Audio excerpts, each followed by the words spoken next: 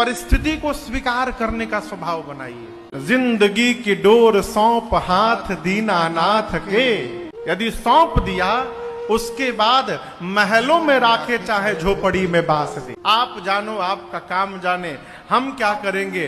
धन्यवाद निर्विवाद बस राम राम कहिए, जाहि विधि राखे राम ताहि विधि रहिए। आत्मसमर्पण। गरुण जी महाराज सोचे ये भगवान नहीं है, भगवान को भला कोई बांध सकता है। पहुंचे नारद जी के पास, गरुण जी जाकर अपनी बात कहे। नारद जी मुस्कुराए, कहे आपको भी पकड़ लिया। गरुण जी बोले क्या? नारद जी बोले इस बीमारी ने एक बार हमको भी पकड़ा था। ओहो, आपको भी बीमारी ने पकड़ लिया। एक काम करिए, आपको मेरे पिताजी के पास जाना पड़ेगा, ब्रह्मा जी के पास, उनके पास जाइए। अब यदि आपसे कोई डॉक्टर कही दे कि आपको बहुत खतरनाक बीमारी हो गई है, हमको नाम पता नहीं चल पा रहा है लेकिन बहुत डेंजरस बीमारी है, आपको नींद आएगी? गरुण जी की नींद उड़ गई, सोचे बीमार हो गया हूं। भगे ब्रह्मा जी के पास, जाकर अपना सिम्टम बताएं। ब्रह्मा जी मुस्कुराए, बोले पकड़ लिया, आपको भी पकड़ लिया।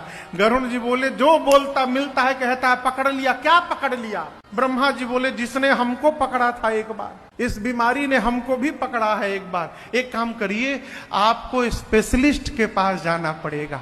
इस बीमारी के स्पेशलिस्ट है शंकर भगवान, उन्हीं के पास जाइए। गरुण जी भगे कैलाश की ओर, शंकर जी बीच रास्ते में मिल गए।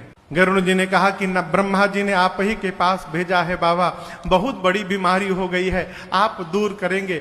शंकर जी बोले कि लक्षण बताओ। गरुड़ जी सिम्टम बताए। शंकर जी बोले पक्का पकड़ लिया है। गरुड़ जी बोले दूर करिए।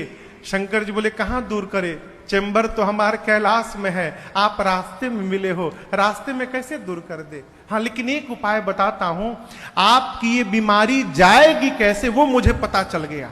आपका जो संशय है ये कैसे समाप्त होगा मुझे पता चल गया।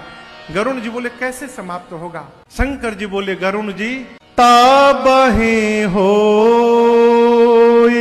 सब संशय भंगा, कब? जब बहुकाल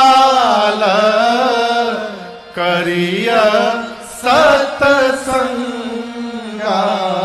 हे पक्षीराज गरुण जी महाराज, आपका संशय तभी समापन की ओर अग्रसर होगा। कब?